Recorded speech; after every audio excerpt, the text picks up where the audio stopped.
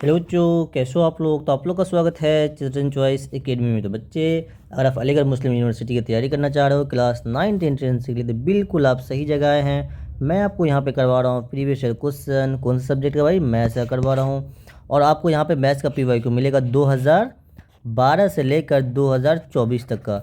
और मेरी गारंटी है, अगर आप इतना PYQ कर लेते हो और साथ के साथ आपको जामिया का भी करना है PYQ, अगर ये दोनों अगर आप करते हो तो आपको एग्ज़ाम में मिनिमम इससे आपको 15 से 17 क्वेश्चन बिल्कुल आपको सेम टू सेम देखने को मिल जाएगा। कंसेप्ट जो मैं बताता हूँ, देखो यहाँ पे सिर्फ मैं PYQ नहीं करवाता हूँ, आपको यहाँ पे स्टेप वाइज में सॉल्यूशन बताता हूँ कैसे कैसे क्या सोचना, कहाँ पे कौन सा स्टेप लगेगा।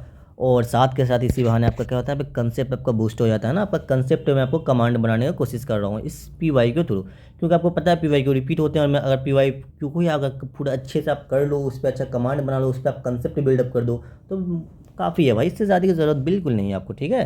तो फिर भी आपको कोई भी डाउट हो तो मुझे आप कमेंट कर दिया करो। मैंने इंस्टा ID दे रखा, मैंने व्हाट्सअप नंबर दे रखा, हर चीज़ मैंने आपको दे रखा। कुछ भी डाउट होता मुझे बिल्कुल कमेंट कर सकते हैं। तो फिलहाल आज मैं करवाने वाला 2013 का second part. First part already मैंने करवा दिया था। इसमें 35 क्वेश्चन थे, जिसमें कि मैंने उसे बहुत ज़्यादा अच्छे तरीके से लेवल पर समझाया, तो टाइम ज़्यादा हो गया, जिसकी वजह से मैं आज आपको सेकेंड पार्ट दे रहा हूँ, है ना। तो 17 क्वेश्चन ऑलरेडी कर चुके थे, आज 18 क्वेश्चन। तो देखो ये 18 नंबर पर क्या क्वेश्चन आया था। देखो भाई, कहीं भी कोई भी डाउट हो बिल्कुल बिंदास होकर मुझे पूछ सकते हो, कोई दिक्कत नहीं है ना। यहाँ कमेंट में पूछ लो, या मुझे पर्सनल मैसेज कर सकते हो, मुझे इंस्टा पे मैसेज कर सकते हो, व्हाट्सअप पे कर सकते हो, टेलीग्राम पे कर सकते हो, कहीं भी कर सकते हो, ठीक है। तो क्वेश्चन 18 क्या है, इस टाइप का क्वेश्चन कभी भी आए तो देखो मैंने आपके लिए एक शॉर्ट ट्रिक्स बता रखा है। इसमें शॉर्ट ट्रिक्स से समझा रखा है। देखो शॉर्ट ट्रिक को पहले डिटेल में बता रहा हूँ ताकि आप इसे समझ सको। देखो क्या है, x work twice as faster as y if both. देखो एक्स जो है वो वाई का मतलब वाई से 2 गुना ज़्यादा फास्ट काम करता है। If both them can to, अगर दोनों इसी काम को कितने दिन में, दोनों इस काम को 12 दिन में कम्प्लीट कर दे अगर, तो बताइए कि वाई जो है वो अकेले कितने दिन में काम करे। ऐसे क्वेश्चन आते हैं। इसमें आपको होता है, अगर फॉर्मूला लगाओ तो बहुत लेंदी प्रोसेस जाएगा। अगर आप सिंपल वे में जाएंगे तो बताइए क्या होगा। देखो जब भी ऐसा क्वेश्चन आए सेम टू सेम इस स्टेप को फॉलो करना है। मैंने ऑलरेडी वर्क पावर मतलब इस टाइप का और मैंने बहुत बेहतरीन कंसेप्ट बताया था ना, जिसमें कि 2 चीज़ गिवन होती है, तो ऑलरेडी आपने देख रखा होगा। इसमें देखो इस टाइप का क्वेश्चन कैसे करना है कभी भी हो। सबसे पहले देखो ये चीज़ आपको मानना है, टोटल वर्क का 1 यूनिट मान लेंगे, ठीक है मेरे भाई।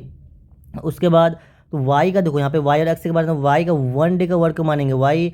उसके बाद क्या कह रहा है कि जो एक्स है, एक्स से जो वाई का दुगुना है। अगर वाई किसी काम को 1 दिन में कर रहा तो उसको एक्स से कितने दिन में करेगा, 2 दिन में करेगा, मतलब 2 गुना करेगा। यहाँ पे अगर इसको वाई है, इसको 2 से मल्टीप्लाई करो, 2 वाई हो गया, ठीक है।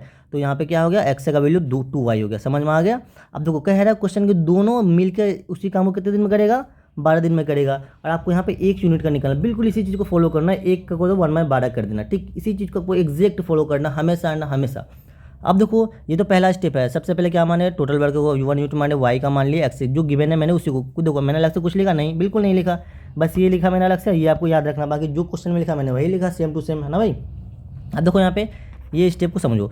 इसमें क्या है कि एक्स का 1 डे का वर्क प्लस वाई का 1 डे का वर्क इज इक्वल टू 1/12। यहाँ पे आपने इस वाले को लिखा ना, यहाँ पे देख लो 1/12, तो इसको इक्वल टू कर देना हमेशा ना हमेशा।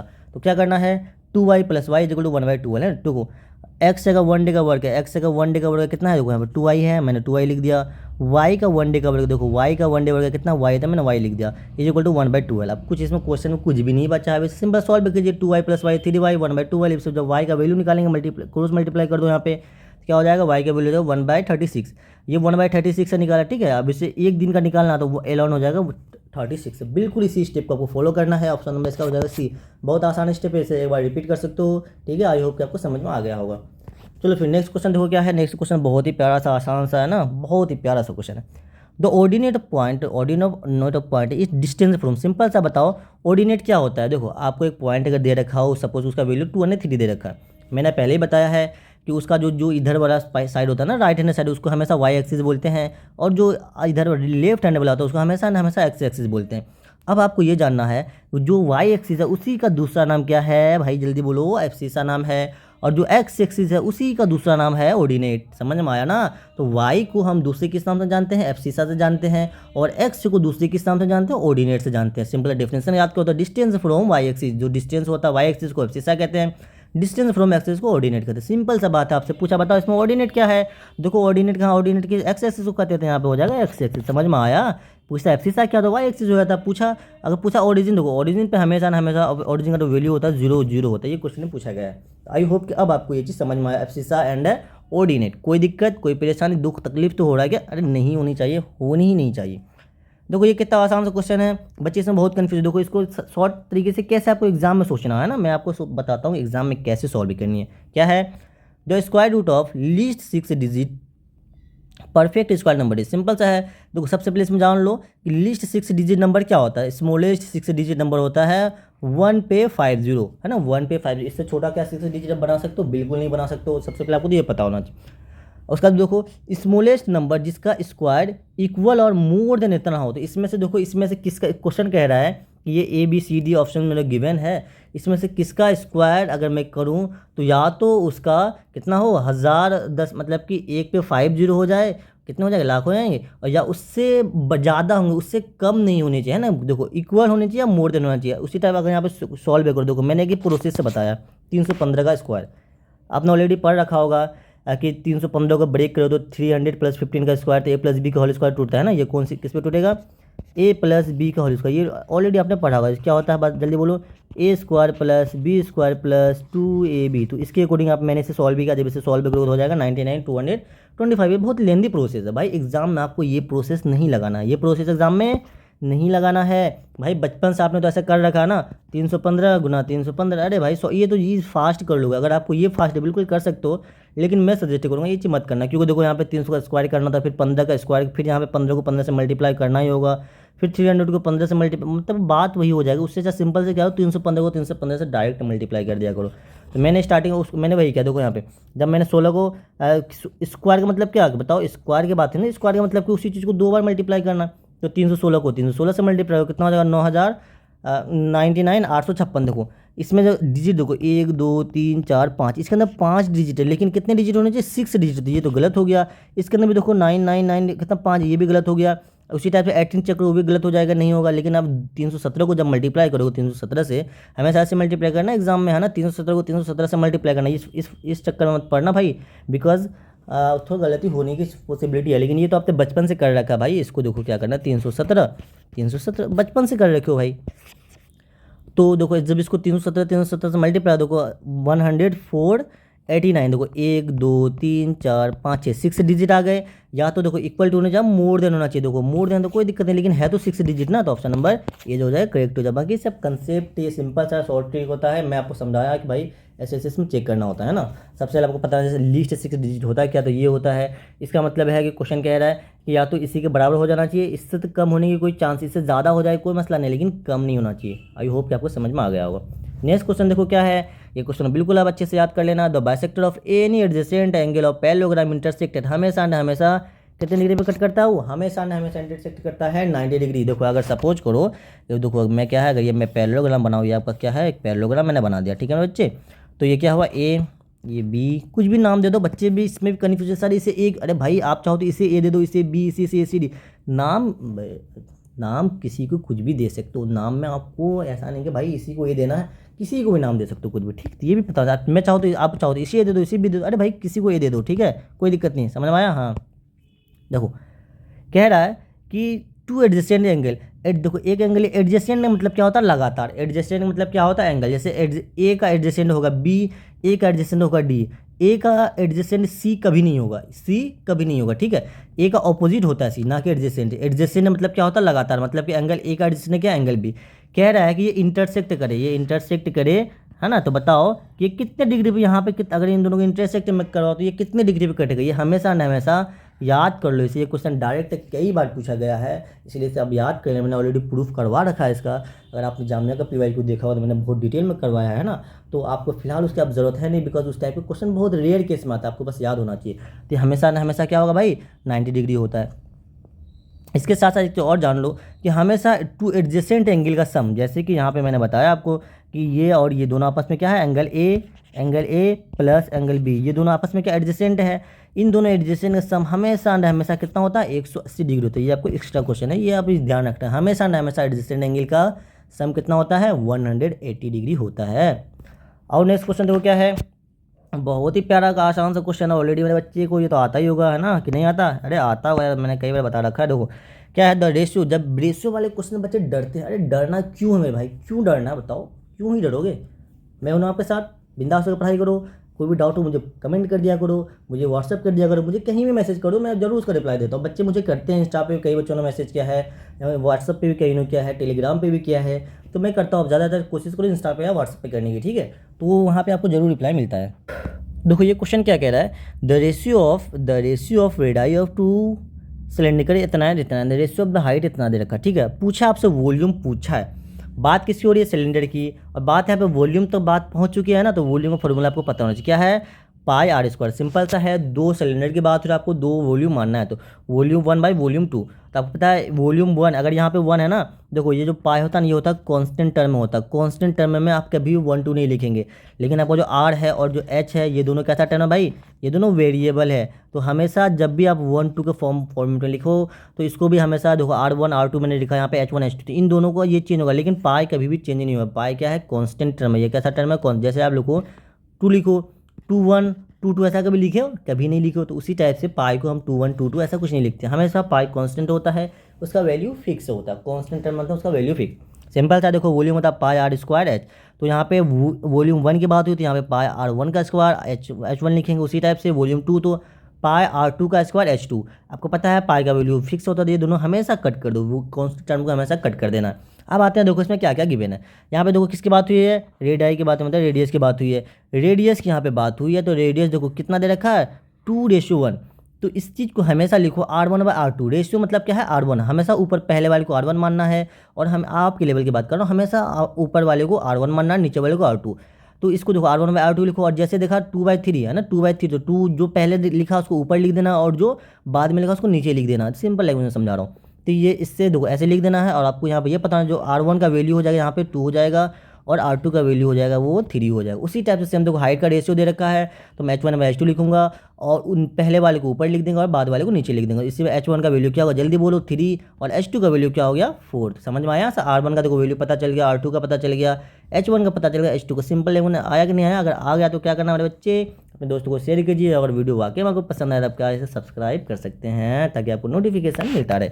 अब देखो यहाँ पे R1 के बदले में यहाँ पे लिख देंगे, तो R1 का वैल्यू में क्या 2 है, तो 2 का स्क्वायर। देखो R1 के बदले 2 का स्क्वायर, H1 का 3 इंटू 3, उसे R2 का लिखो यहाँ पे 3 है, तो 3 का स्क्वायर और 4। तो यहाँ से कट कीजिए। मैंने आपको हमेशा बोला, पहले आप स्क्वायर वगैरह कभी नहीं करेंगे, इसको पहले एक्सपेंड कर दीजिए।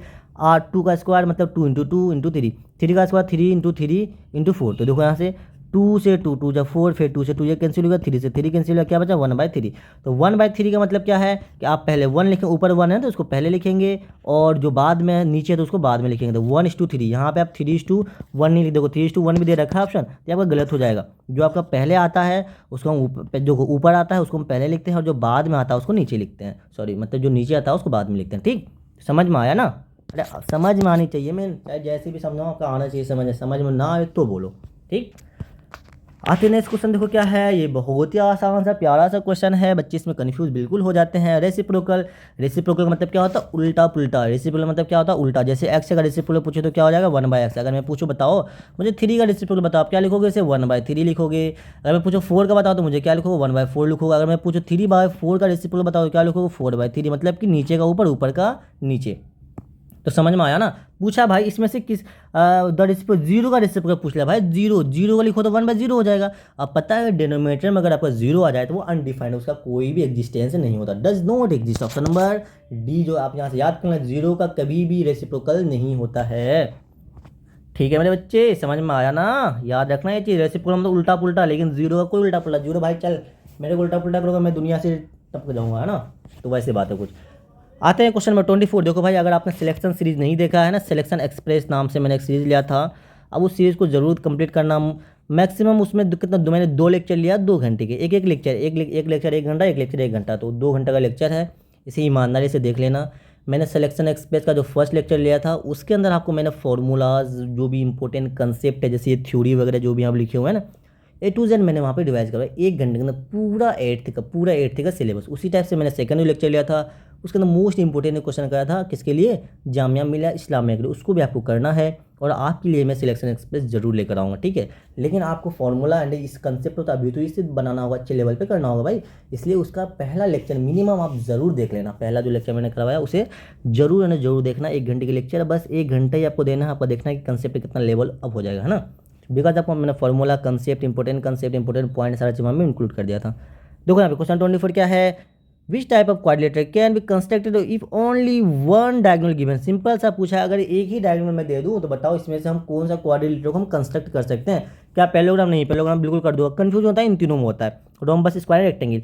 देखो मेरे बच्चे, रोम्बस जो होता है आपको पता है इसका diagonal bisect each other at 90 degree. ये भी एक क्वेश्चन आता है, ये क्वेश्चन कई बार पूछा जाता है, आपको याद रखना है कि जो रोम्बस का डायगोनल होता है वो बाइसेक्ट करता है ईच अदर एट 90 डिग्री। और रोम्बस का जो होता है वो डायगोनल इक्वल नहीं होता है, इस वजह से हम रोम्बस को ड्रॉ नहीं कर सकते हैं। आओ स्क्वायर के लिए हमको मिनिमम एक साइड चाहिए और उसका डायगोनल चाहिए मिनिमम, तो ये इसकी कंडीशन ये होती है। तो इसको आप सिर्फ क्या पूछा, ओनली दिया है, ओनली एक ही डायगोनल गिवन है। तो अगर सिर्फ एक ही डायगोनल गिवन है उससे हम क्या ड्रॉ कर सकते हैं, उससे हम रेक्टेंगल ड्रॉ कर सकते हैं। अगर एक डायगोनल और एक साइड गिवन होता तो फिर हम क्या लगाते भाई, फिर हम स्क्वायर लगाते, स्क्वायर हो सकता है, ठीक है। और आपको यहाँ से एक क्वेश्चन और ध्यान रखना है कि जो आपका रोम्बस होता है, रोम्बस का डायगोनल जो बाइसेक्ट करता है कितने डिग्री पे कट करता है, 90 डिग्री पे, और इसका डायगोनल इक्वल नहीं होता है। लेकिन स्क्वायर का डायगोनल इक्वल होता है और आपका रेक्टेंगल का डायगोनल भी इक्वल होता है, ठीक है ना बच्चे।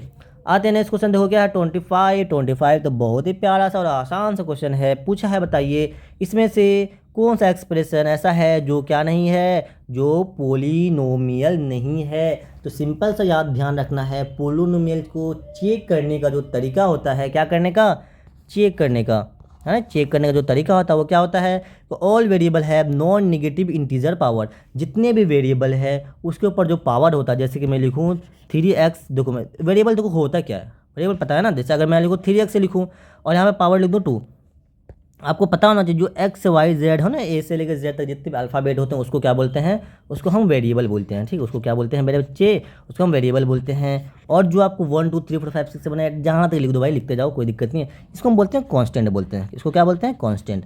जो आपका जो अब देखो पूछ रहा है कि all variable have non negative, जैसे देखो ये आपका वेरिएबल टर्म आ गया ना, ये वाला, ये क्या वेरिएबल हो एक्स। तो पूछा कि इसके ऊपर जो पावर होना चाहिए हमेशा नॉन निगेटिव, मतलब कि इसमें हमेशा पावर पॉजिटिव होना चाहिए। अगर यहाँ पे देखो ये तो आपका बिल्कुल है, ये क्या है, पोलिनोमियल है। अगर यहीं पे अगर मैं -2 लगा दूँ, -2 कर दूँ पावर, तो फिर ये आपका पोलिनोमियल नहीं कहलाएगा। तो समझ में आया पहला लाइन। तो ये चीज़ आपको चेक करना। देखो इसमें किसी में भी वेरिएबल पावर है, देखो यहाँ पे वेरिएबल पावर 3 प्लस में, ठीक है, कोई दिक्कत नहीं है। वहाँ पे प्लस में है, यहाँ भी प्लस है, यहाँ भी प्लस है, यहाँ भी प्लस है। तो ये वाला कंडीशन पूरा फुलफिल है, ठीक है। इससे मैंने कोई आइडेंटिफाई नहीं कर सका। दूसरा कंडीशन क्या होना चाहिए, नंबर वेरिएबल अंदर और रूट। देखो अब यही वेरिएबल है, सॉरी नो है ना, नंबर नहीं, सॉरी नो हो गया पे, है ना। तो आपका देखो यही जो वेरिएबल है ये रूट के अंदर नहीं आना चाहिए। इसका मतलब क्या कि अगर मैं इसी चीज़ को क्या कर दूँ 3 और रूट एक्स कर दूँ, तो ये अगर मैं इस वेरिएबल को अगर रूट के अंदर में डाल दूँ तो ये मेरा क्या हो जाएगा, गलत हो जाएगा। तो मैं इसको रूट के अंदर नहीं डाल सकता। अब यहाँ पे चेक करेंगे तो देखो यहाँ पे √3 से पता है, बिल्कुल ये बात सही है।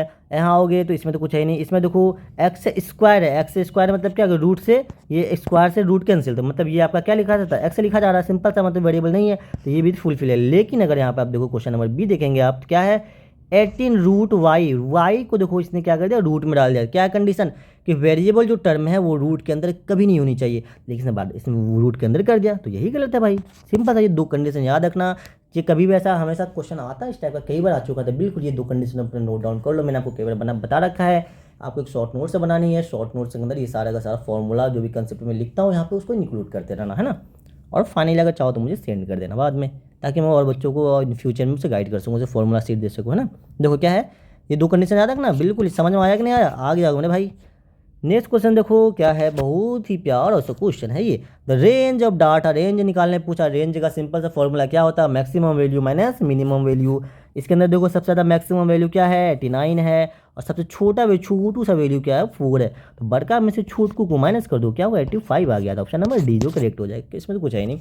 आते हैं नेक्स्ट क्वेश्चन देखो क्या है। ये क्वेश्चन बच्चे थोड़ा सा कंफ्यूज होते हैं, तो इस क्वेश्चन को आपको कैसे करना होता है, कैसे सोचना होता है। इसमें क्या दे रखा है A/B, मतलब A/B का वैल्यू दे रखा है 3/5 और B का दे रखा है इतना, यानी AC आपसे पूछा है। देखो ऐसा क्वेश्चन कभी भी हो ना, तो हमेशा मैंने आपको क्या बोला कि A/B, A को पहले लिखो, B को बाद में लिखो। अब देखो जो पहले है, देखो इसको हमेशा किस फॉर्म में, फ्रैक्शन के फॉर्म में कन्वर्ट करो। अगर मैं शॉर्ट कर बताऊँ, मतलब कि सिंपल लैंग्वेज में बताओ, इसे क्या करो, फ्रैक्शन फॉर्म में कन्वर्ट कीजिए। तो A/B को मैं क्या लिख दिया, मैंने A/B लिख दिया। आपको पता है जो पहले है तो उसको पहले लिखते हैं, जो बाद में तो उसको नीचे लिखते हैं। तो जो पहले है तो उसको हमने ऊपर लिखा, जो बाद में उसे नीचे लिखा। उसी टाइप से देखो यहाँ पे B/3, तो B/C कर दिया और 6/7 कर दिया। ठीक है, समझ में आया ना, सेम टू सेम कंडीशन। इसका मतलब क्या है, इसका मतलब अब हो जाता है यहाँ पर, जब इसको इस फॉर्म में लिख दे तो इसका मतलब क्या होता है कि A का जो वैल्यू गिवन है वो 3 है, B का जो वैल्यू गिवन है वो 5 है, यहाँ पे जो B का वैल्यू गिवन है वो 6 है, C का जो वैल्यू गिवन है वो 7 है यहाँ का वैल्यू। ठीक, लेकिन आपसे क्या पूछा गया है मेरे बच्चे, आपसे पूछा गया है A/C बताओ, मतलब A/C बताओ। तो आप देखो यहाँ पे क्या करोगे, इन दोनों को आपस में मल्टीप्लाई कर दो, A/B इंटू B/C। देखो मैंने क्या किया, A/B इंटू B/C कर सकते हो, बिल्कुल कर सकते हो, कोई दिक्कत नहीं। इसे मल्टीप्लाई जब करेंगे तो देखो, तो क्या है A/C, तो B से B, देखो यहाँ इसके नीचे भी, यहाँ ऊपर भी, B से B क्या हो गया, कैंसिल हो गया। अब देखो A/B का वैल्यू क्या था 3/5, तो मैंने यहाँ पे 3/5 कर दिया। यहाँ पे B/C का वैल्यू क्या था 6/7। जब इसे भाई मल्टीप्लाई करोगे तो दोनों साइड तो हमेशा इक्वल करना होता है, LHS करो तो RHS, RHS करो तो LHS। तो अगर मैं इसे मल्टीप्लाई करूँ, बिल्कुल उसके वैल्यू को मुझे मल्टीप्लाई करना पड़ेगा।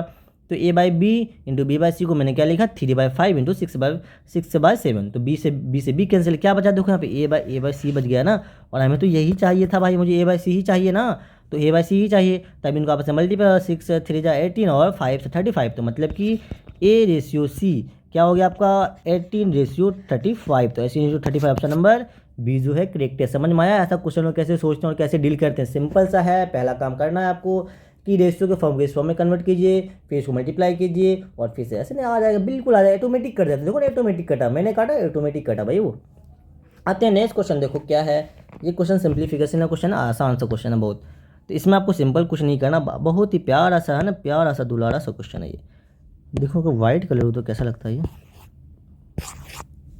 लग रहा सही, रहने दूँ, चलो थोड़ा सा रहने देते हैं, वाइट भी नहीं तो नाराज़ हो जाएगा, मेरे को यूज़ नहीं करता। देखो क्या है, आपको दे रखा है A का वैल्यू इतना है, B का वैल्यू इतना, पूछा है मुझे इसका वैल्यू बताओ।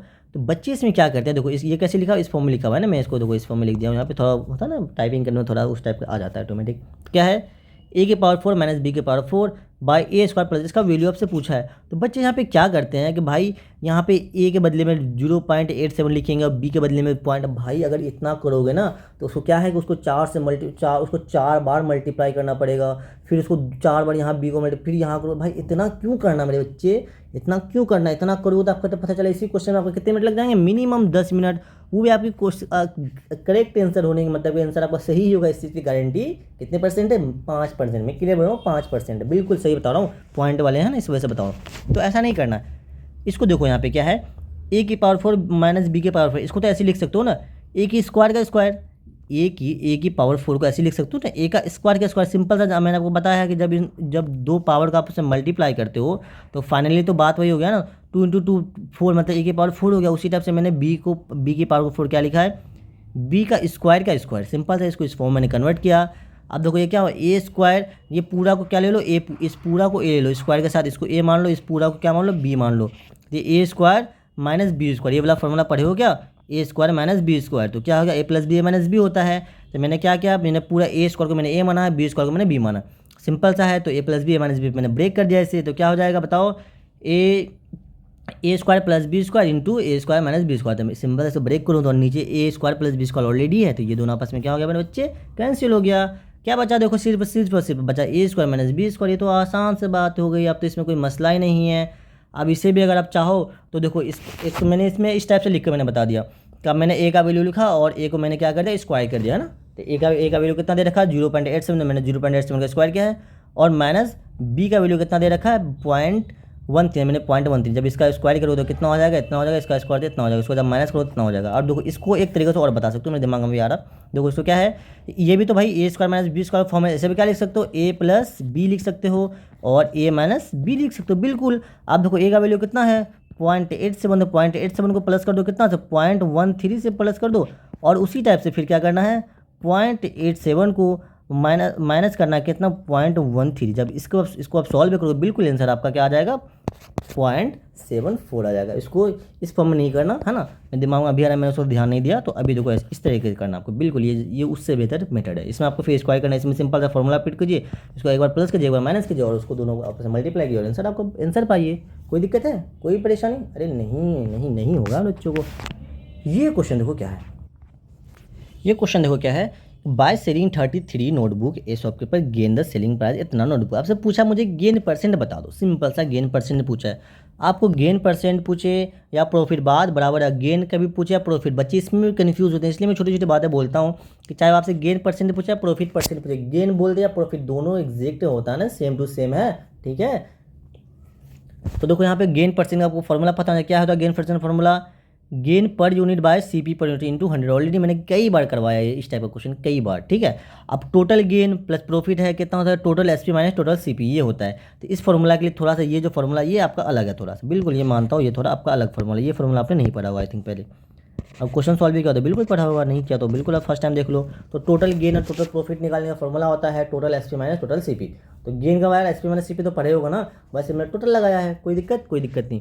ऐसा क्वेश्चन कभी भी आए तो आप हमेशा एक्स सबसे पहले एसपी को मानेंगे एक्स, हमेशा यही काम करना है, और सीपी को मानेंगे वाई। अरे एक्स से उसको एक्स नहीं मानना है, अरे समझ में आया, वो काम नहीं, गलत बात नहीं करना उचित। तो टोटल एसपी जो होता है वन नोट को मैंने माना ना, वन नोटबुक को एक्स से मानना है, सीपी ऑफ वन नोटबुक को वाई को मानना, ठीक। अब देखो क्या है टोटल एसपी कितने गिवन है भाई, देखो यहाँ पे सेलिंग 33 है ना, टोटल एसपी आपको 33 टोटल है। देखो अगर मैं अब बोलूँ एक का है एक्स और मुझे बताओ एक पेन का दाम है एक्स, एक पेन का दाम कितना है एक्स है, मुझे 5 पेन का दाम बताओ, तो 5 पेन को आप सिंपल से क्या करो 5x हो जाएगा। चलो वेरिएबल छोड़ दो, अगर मैं बोलूँ कि एक पेन का दाम है 3 रुपया, एक पेन का दाम है भाई 3 रुपया, गरीब आदमी तो 3 ही रुपया लेंगे है ना, तो एक पेन का दाम क्या है 3 रुपया, तो मुझे 5 पेन का दाम बताओ। तो क्या करते हो आप इसमें बताओ, 5 को 3 से मल्टीप्लाई करते हो तो कितने हो जाए भाई, 5 पेन का दाम 15 टका हो गया। उसी टाइप से एक का दाम अगर x है तो 5 का क्या किया, तो 5 इंटू एक्स से क्या मैंने, तो 5x हो जाएगा। सिंपल सी बात है, समझ में आया चीज़, बिल्कुल वही काम किया यहाँ पे कि एक को मैंने x से मतलब 33 हो क्या हो 30x हो जाएगा। उसी टाइप से टोटल प्रॉफिट कितना दे रखा है, देखो यहाँ पे 11 नोटबुक का 11x हो जाएगा, ठीक। अब यहाँ पे टोटल प्रॉफिट का फॉर्मूला देखो क्या है, टोटल प्रॉफिट का फॉर्मूला है total SP minus total CP. तो टोटल एसपी माइनस टोटल, इसके बदले मैंने क्या लिखा है total SP minus total CP. Total SP कितना दे रखा 33, तो मैंने 33x लिखा, और minus total CP is equal to 11x। यहाँ से मैंने किसका वैल्यू निकाला, सीपी का निकाला, बिकॉज आपसे जो पूछा गया गेन परसेंट में वहाँ पे आपको सीपी की बिल्कुल ज़रूरत है, इसलिए मैं यहाँ पे सीपी निकाल दिया हूँ। कितने हो गए भाई 22x से हो गए। अब आ जाओ आप सीपी पर नोटबुक है ना, पर नोटबुक का निकालना, ये तो आपको पूरा टोटल का निकालना है, टोटल सीपी निकाला है, लेकिन आपको एक नोटबुक का निकालना है। एक नोटबुक के लिए क्या करेंगे 33 से आप क्या करेंगे भाई डिवाइड कर देंगे, बस वही यूनिटरी मेथड लगा लो, जैसे कट कुट करोगे कितना 2/3x हो जाएगा।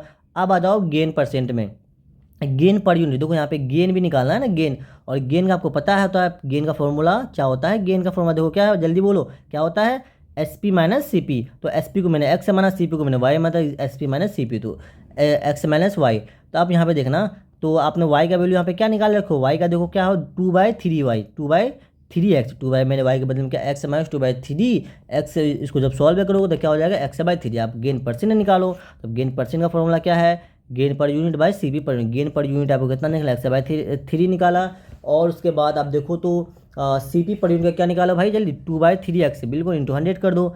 अब इसे सॉल्व करने के लिए क्या करना है, नीचे को इसको ऊपर लेकर जाओ है ना, नीचे से ऊपर ले जाओ, जब नीचे से ऊपर ले जाओ तो यहाँ पे बच्चे कंफ्यूज करते हैं। अब यहाँ तक तो बिल्कुल आप कर लेते हो, कोई बड़ी बात नहीं, फॉर्मूला ही है पूरा है ना, मैंने कुछ एक्स्ट्रा बताया नहीं, फॉर्मूला है, लेकिन यहाँ पे आपको कैलकुलेशन में गलती करते हो।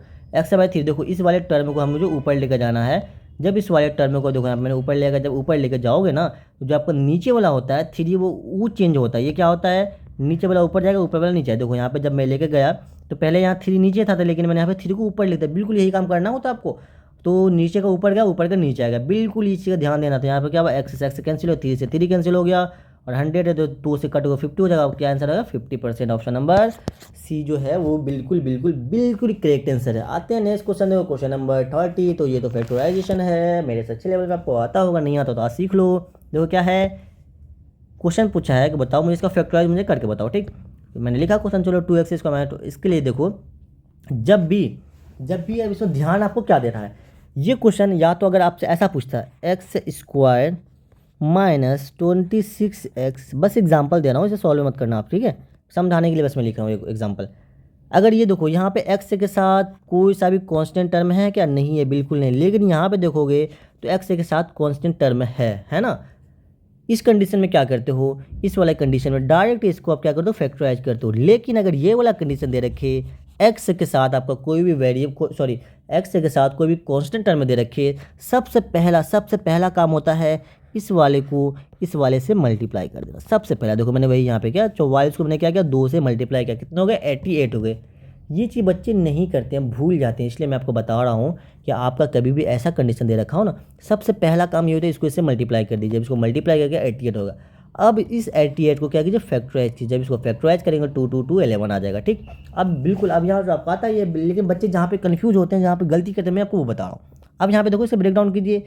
जब इसे ब्रेक डाउन करोगे तो अब आप जो ब्रेक डाउन करोगे ना, वो किसके अकॉर्डिंग करना, 44 के अकॉर्डिंग बिल्कुल नहीं करना, आपको 88 के अकॉर्डिंग करना। सारे चीज़ आप सारा काम आप इसी के अकॉर्डिंग करोगे। जब इसे आप ब्रेक करोगे, देखो इसको फैक्टराइज करना है 2 2 2 2 2, इसको पेयर लगाओ तो 2 2 4 और 11 2 कितना 22। आपको देखो मल्टीप्लाई करने के बाद कितने आने चाहिए भाई, 88। मल्टीप्लाई करने के बाद कितना आना चाहिए, 88 आना चाहिए। और सम करने के बाद कितना आना चाहिए, 26 आना चाहिए। बिकॉज देखो यहाँ पे पहले चेंज करूँ तब समझ में आ जाएगा।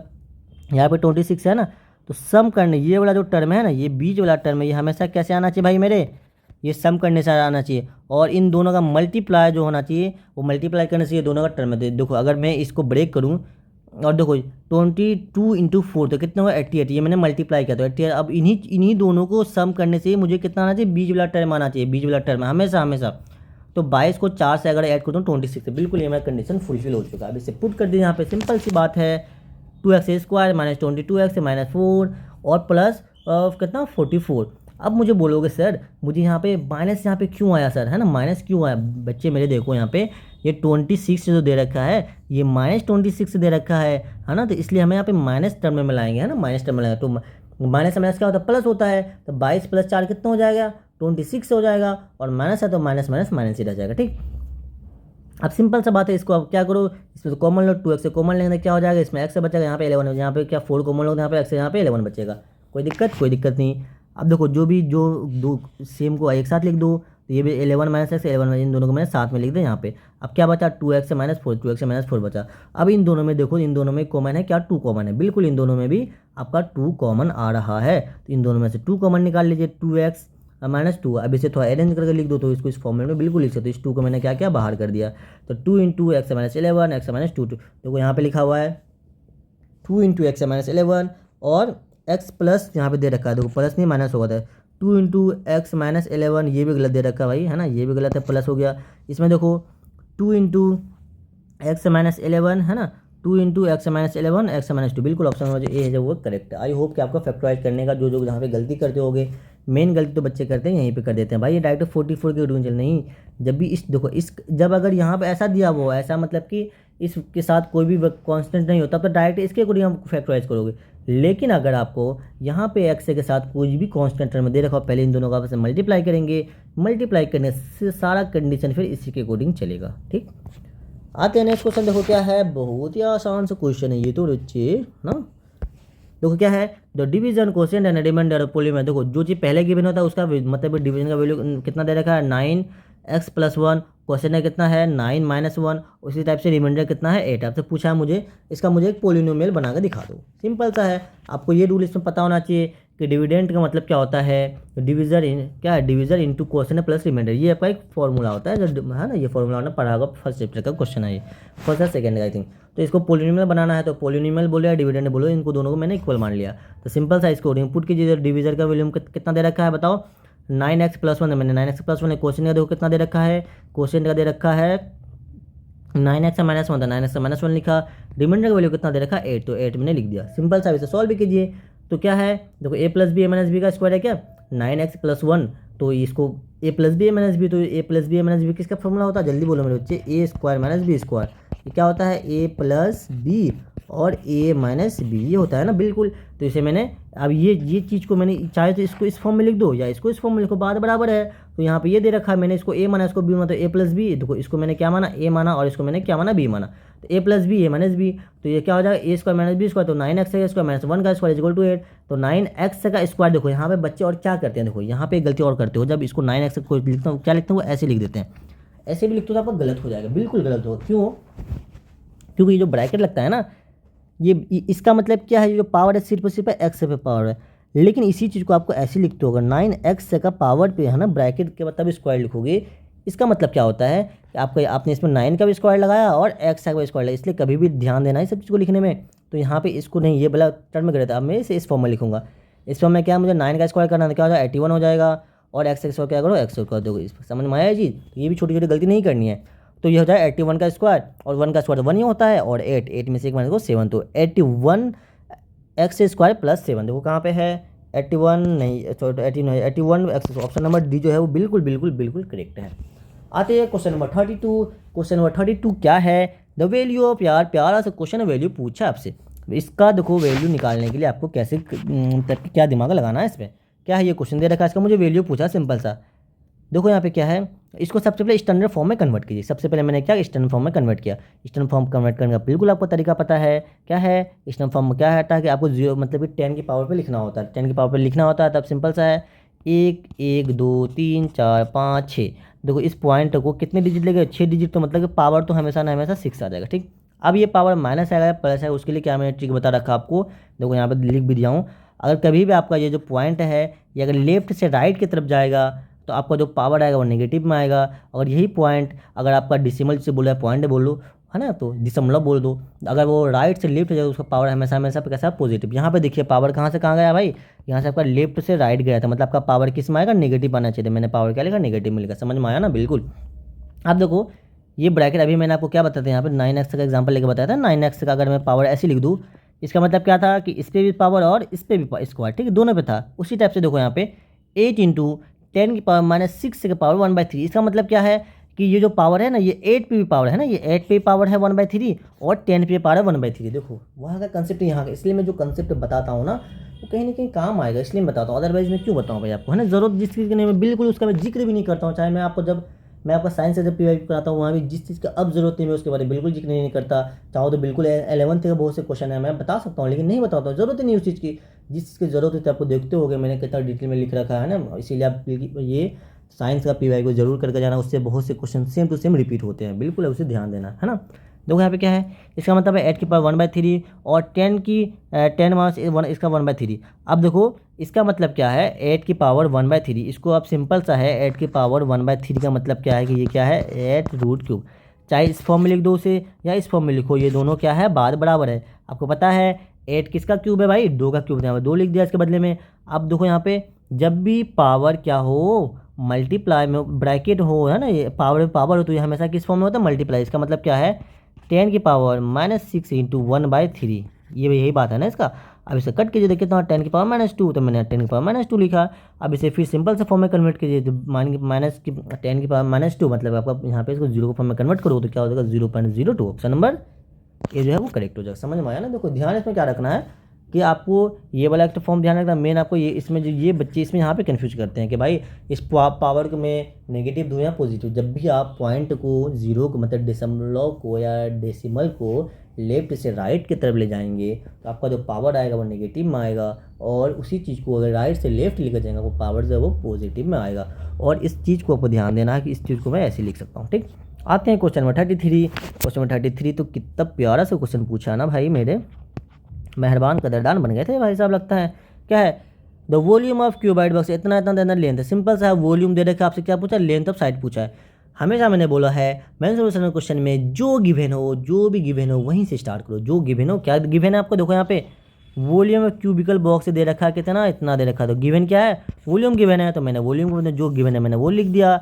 अब वॉल्यूम ऑफ क्यूब का फॉर्मूला लगा दिया, ए क्यूब होता है। अब इसे सॉल्व भी कीजिए कितना हो जाएगा 4.5, तो ऑप्शन नंबर बी जो करेक्ट है। और जो बच्चों को बोलोगे सर मुझे कैसे मैं से कैसे सॉल्व करूँ, देखो ना बच्चे ये सिंपल सा है। अगर आप क्यूब वगैरह नहीं इसको सॉल्व करने का, देखो मैंने क्या लिखा, इस फॉर्म को मैंने यहाँ पे लिख दिया। इसके किस फॉर्म फैक्टराइज करोगे तो आपको बात यहाँ पे क्यूब करें तो इसे 3 3 का पेयर लगाना। देखो ऐसे जब सॉल्व करोगे तो क्या हो जाएगा, इतना का 5 5 5 9 9 9 का पेयर आएगा। इसमें से आपको जब भी क्यूब की बात हो तो 3 का पेयर लगाना है, स्क्वायर की बात हो तो 2 का पेयर लगाना है। यहाँ पे हमारी क्यूब की बात हो रही है तो 3 का पेयर लगा, इसमें से एक 5 को उठा लो और इसमें से एक 9 को उठा लो, 9 पंचे 45 और 4.5, ऑप्शन नंबर बी करेक्ट हो जाएगा। आते हैं क्वेश्चन नंबर कहता हो जाए 34 तो देखो ऑलरेडी देखो भाई मैं आपको इसमें से बहुत से क्वेश्चन रिपीटेड है किसके जामिया से, जामिया में कई क्वेश्चन इस टाइप का आए हुए हैं। ऑलरेडी मैंने जामिया का करवा रखा PYQ।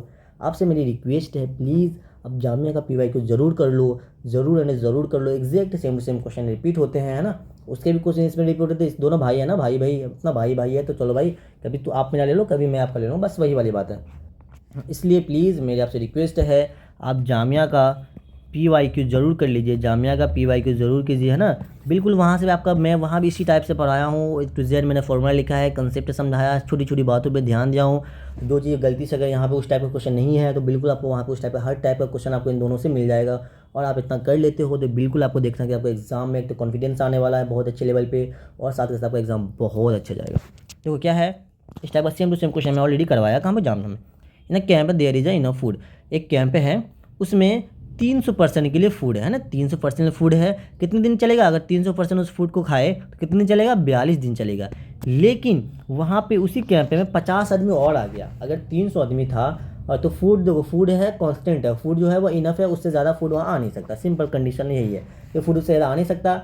तो अगर फूड नहीं आए जितना अभी है बचा हुआ, अब 300 आदमी भी है और उतना फूड तो उसको कितने दिन खा सकता है, 42 दिन खा सकता है। लेकिन कह रहा है भाई 50 इसमें ज़्यादा, 50 आदमी मैंने किसी वजह से वहाँ पे इंक्लूड हो गया है ना, तो बताओ अब वो फूड कितने दिन चलेगा। फूड तो भाई कांस्टेंट है लेकिन आदमी वेरी क्या है, अगर आदमी वेरी किया तो आपका क्या डे भी वेरी करेगा।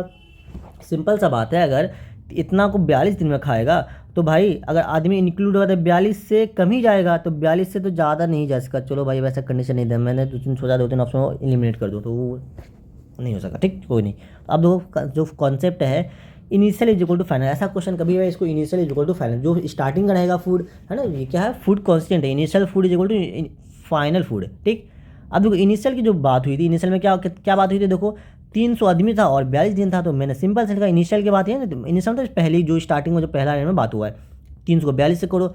अब देखो बाद में फाइनल में इसी में इंक्लूड हो भाई, 300 में ही तो 50 आदमी आए हैं ना, तो 300 प्लस 50 तो बाद में कितने आदमी हो गए भाई, ये तो बाद में आ गए 350 आदमी आ गए। तो मैंने सिंपल सा मैं आपके यहाँ पर लिख के बताया हूँ सिंपल सा 300 प्लस 50 तो 350, और यहाँ पे डे ही तो निकालना, तो डे को मैंने क्या माना एक्स माना। समझ में आया कैसे लिखा मैंने।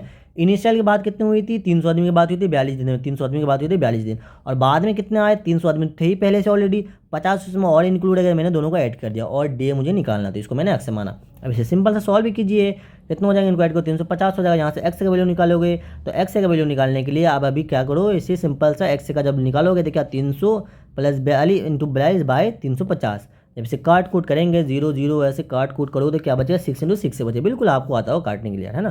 तो 6 इंटू 6 करो तो कितना 36, ऑप्शन नंबर जो सी है वो बिल्कुल करेक्ट आंसर है। और आई होप कि ये क्वेश्चन आपको बहुत हार्ड लगता होगा, इससे पहले बिल्कुल लगते हैं बच्चों को। मुझे किसी ने इसको ये क्वेश्चन मुझे आई थिंक इंस्टा पे मुझे किसी ने भेजा था, अगर जो मेरा इंस्टा आईडी है भाई एक आदिर 374, तो आप ही लोगों में से मुझे किसी ने इंस्टा पे क्वेश्चन भेजा था, सर ये क्वेश्चन मेरे को समझ में नहीं आ रहा सर कैसे करूँ इस क्वेश्चन को। मैंने उसमें कहीं पे देखा था बहुत लेंदी प्रोसेस था, बिल्कुल आपको इस फॉर्म में इसी तरीके से करना है। मैं जो स्टेप बताता हूँ ये स्टेप हमेशा काम आएगा। ये मेरा इंस्टा आईडी, आप चाहो तो मुझे यहाँ पे फॉलो कर सकते हो, ठीक है, अपना डाउट बिल्कुल पूछ सकते हो। अब आओ दो एक्स्ट्रा एंगल, सिंपल सा ये क्वेश्चन में ना जाने कितने बार रिपीट हो। एक्स्ट्रा एंगल फॉर्मूला होता है 360/n, एन का वैल्यू होता है नंबर ऑफ साइड। पूछा मुझे एक्स्ट्रा एंगल बता दो, बात हो रही है रेगुलर पॉलीगन की बात हो रही है, ठीक है। अब देखो यहाँ पे the maximum extra angle, maximum पूछा, ध्यान देना इस वाले वर्ड पे, मैक्सिमम एक्स्ट्रा एंगल पूछा है। तो इसका मतलब क्या, मैक्सिमम एक्स्ट्रा एंगल मतलब है कि आपका जो एन का वैल्यू है वो कितना होना चाहिए, मिनिमम होना चाहिए। देखो यहाँ पे ये इन्वर्सली देखो एक्सटीरियर एंगल इन्वर्सली प्रोपोर्शन किसके हैं, एन के। इस फॉर्मूला को मैं अगर यहाँ इस फॉर्म में लिखूँ, इन्वर्सली का मतलब क्या होता है, अगर ये बड़ा तो ये छोटा, है ना, ये बड़ा तो ये छोटा, मतलब आपको इसको मैक्सिमम करने के लिए आपको एन को छोटा करना है। अब बताइए रेगुलर पॉलीगन में सबसे छोटा वाला पॉलीगन कौन सा होता है, कौन सबसे छोटा जाना है, कौन सा होता है, ट्रायंगल होता है। और ट्रायंगल कितने साइड होते हैं, एन होते हैं, बिल्कुल एन का वैल्यू 3, तो सिंपल सा है एन के बदले 3 लिखा, ऑप्शन नंबर पाइए 120, बिल्कुल प्यारा सा क्वेश्चन। और ये ख़त्म हो गया भाई। हाँ भाई क्या बात है, सही है। तो आपको आई होप कि आपको समझ में आ गया होगा, है ना।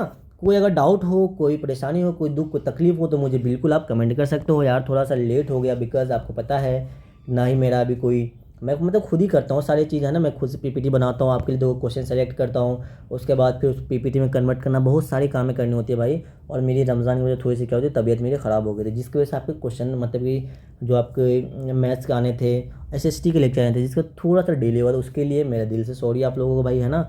तो मैं किसी तरह फिर भी आपने देखा होगा मैंने साइंस का जब लेक्चर देखा, थोड़ा सा मेरा आवाज़ उसमें ये है, मतलब थोड़ा सा तो है। मैं कोशिश करता हूँ ना कि जब मैं पूरा फिट रहूँ, पूरा एकदम मेंटली प्रिपेयर रहूँ, हर तरह से मैं प्रिपेयर हूँ, तब लेक्चर रिकॉर्ड करूँ। उससे क्या होता है ना, अटैचमेंट बढ़ता है, इंटरेक्शन बढ़ता है आपका। अगर मैं ऐसे ही कर दूँ तो मज़ा ही नहीं आएगा पढ़ने में।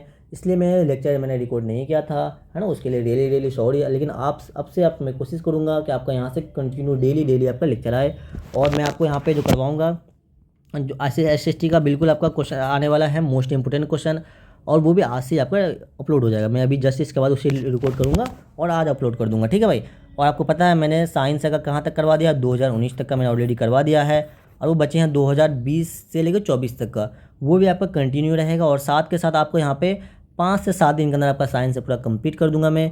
और आप जो मैथ्स हैं आपके मैथ्स से रेगुलर चलेंगे ना, मैथ्स यानी एसएसटी बिल्कुल साथ के साथ चलेंगे। और आपको वीडियो कैसा लगता हो ज़रूर ईमानदारी से आप कमेंट कर दिया कीजिए। अगर वीडियो अगर पसंद आए तब करना अच्छे से, अगर ना आए तो भी कर सकते हो, है ना। वैसे आप मुझे पूरा यकीन है कि आपको पसंद ही आता होगा, है ना। मुझे बच्चे सब जो मुझे कमेंट करते हो आप लोग, मैंने कई बच्चों ने मुझे इंस्टा पे कमेंट किया, कई ने मुझे व्हाट्सअप किया, थैंक यू सो मच यार, इतना अच्छा इतना ज़्यादा प्यार देने के लिए, है ना। तो आप लोग कभी काफ़ी शेयर भी करते हो, थैंक यू सो मच इसके लिए भी। और यार ईमानदारी से पढ़ाई कीजिए। अब मैं जो जो बोलता हूँ बिल्कुल उसे फॉलो कीजिए। देखो भाई मैं आपको ज़्यादा मैं थेसिस नहीं देता, बिल्कुल आपको मैं ये कहता हूँ एसएसटी मेरे साथ साथ आप कर लेना। एसएसटी में सारे वो क्वेश्चन है जो एनसीईआरटी के ही सारे क्वेश्चन है, और जो फर्स्ट टाइम जो क्वेश्चन आएगा या तो एनसीईआरटी का आएगा या जामिया का रिपीटेड क्वेश्चन आएगा। बिल्कुल आप साथ के साथ जामिया के भी एसएसटी का क्वेश्चन कर लेना। मिनिमम कितने साल का, 5 साल का आप मिनिमम जामिया का पीवाईक्यू कर लेना एसएसटी का, है ना मेरे बच्चे, बिल्कुल कर लेना। और देखो साइंस में आपको क्या करना है, चैंपियन गाइड कर लो। मैंने चैंपियन गाइड ऑलरेडी करवा रखा, आपको प्लेलिस्ट में मिल जाएगा और मैं लिंक के डिस्क्रिप्शन में लगा दूंगा। उसके बाद आपको क्या करना है, मास्टरिंग एनसीईआरटी नाम से मैंने सीरीज़ बनाया था, बस इसमें 30 लेक्चर हैं और इसमें टाइम देखो तो 15 घंटे के अंदर एक बार ये सीरीज़ कंप्लीट हो जाएगा। उसी टाइप से चैंपियन गाइड, अगर इसे ईमानदारी से करो तो मुश्किल से इसमें 4 घंटे के अंदर पूरा साइंस आपका रिवाइज हो जाएगा। A to Z कंसेप्ट है, A to Z सारा चीज़ मैंने वहाँ पे लिख रखा है, A to Z कुछ नहीं उससे बाहर आएगा। ये 4 घंटा अगर आप मतलब चैंपियन गाइड में दे दो बहुत अच्छा रहेगा आपके लिए ये काम करना। और साथ के साथ आप साइंस के लिए क्या करना है, पीवाईक्यू तो बिल्कुल मस्ट है करना, जामिया एंड एएमयू का ये इतना कर लेते हो, मेरी गारंटी है कि 25 में से मिनिमम 24 क्वेश्चन तो मेरे नोट से आपको मिल जाएंगे, है ना। इतना बस ईमानदारी से कर लो। और मैथ्स के लिए क्या करना है मेरे बच्चे, मैथ्स का आप जामिया पीवाई सबसे पहले आप सिलेक्शन एक्सप्रेस कर लो, बिल्कुल कर लो, अभी के अभी कर लो। फर्स्ट टाइम अगर लेक्चर देख लो बिल्कुल जाकर कर लो सिलेक्शन एक्सप्रेस, आपको उसका भी लिस्ट में बिल्कुल सीरीज़ मिल जाएगा। तो सिलेक्शन एक्सप्रेस कर लेना सबसे पहले। उसके बाद आपको क्या करना है, मैं जो अभी जो पीवाईक्यू करवाऊंगा, अब एएमयू का रेगुलर आएगा तो आपको रेगुलर ये करना है। और साथ के साथ आपको जामिया का पीवाईक्यू निपटा लो। जामिया का पीवाईक्यू जब करोगे तो मुश्किल से वहाँ पे 7 घंटा आपको लगेगा, तो उसे आप कंप्लीट करो। इतना काम कर लीजिए, देखना आपको एक तो कॉन्फिडेंस, एग्जाम के लिए सबसे बड़ा होता है कॉन्फिडेंस। कॉन्फिडेंस है तो आपका एग्जाम बिल्कुल ऑटोमेटिक अच्छा जाता है। बिल्कुल पढ़ता सब है भाई, आप भी पढ़ते हो, हम सब पढ़ते हैं ना एग्जाम के लिए। तो बिल्कुल अगर कॉन्फिडेंस होता है ना तो आपका एग्जाम ऑटोमेटिक अच्छा जाता है। लेकिन अगर आपका कॉन्फिडेंस लो होता है, चाहे कितनी अच्छे लेवल पढ़ाई करके जाओ एग्जाम देने के लिए, एक कॉन्फिडेंस अगर लो हो गया ना फिर एग्जाम ऑटोमेटिक खराब जाता है। एक्सपीरियंस अपना खुद का एक्सपीरियंस बता रहा हूँ बच्चे, ठीक है। तो आपको मैं जितना गाइड करता हूँ उतना कर लेना, ईमानदारी से करना और ईमानदारी से करना। और फिर से मैं बोलूँगा डिले होने के लिए डेली डेली रियली सॉरी मेरे बच्चे, है ना। Thank you so much for watching this video. देखो यार ईमानदारी से अगर आपको वीडियो पसंद आए तो आप क्या कर सकते हैं, सब्सक्राइब कर सकते हैं और अपने दोस्तों से प्लीज़ प्लीज़ शेयर क्या करिए, है ना। क्योंकि ये मैं जो बताता हूँ छोटी छोटी बातें बताता हूँ और बच्चों के मैथ्स वाकई में बहुत वीक होते हैं, और मैं चाह रहा हूँ कि उन बच्चों तक पहुँचे जो कि जिसके मैथ्स वीक हैं, है ना। अभी तो बहुत चीज़ आना बाकी है आपके लिए, बिल्कुल आपके लिए बहुत चीज़ लाऊंगा मैं और सिलेक्शन जरूर दिलाऊंगा इंशाल्लाह, है ना मेरे भाई। तो thank you so much watching this video. मिलते हैं फिर नेक्स्ट लेक्चर में, तब तक के लिए अच्छे से फिर अपना ध्यान रखें।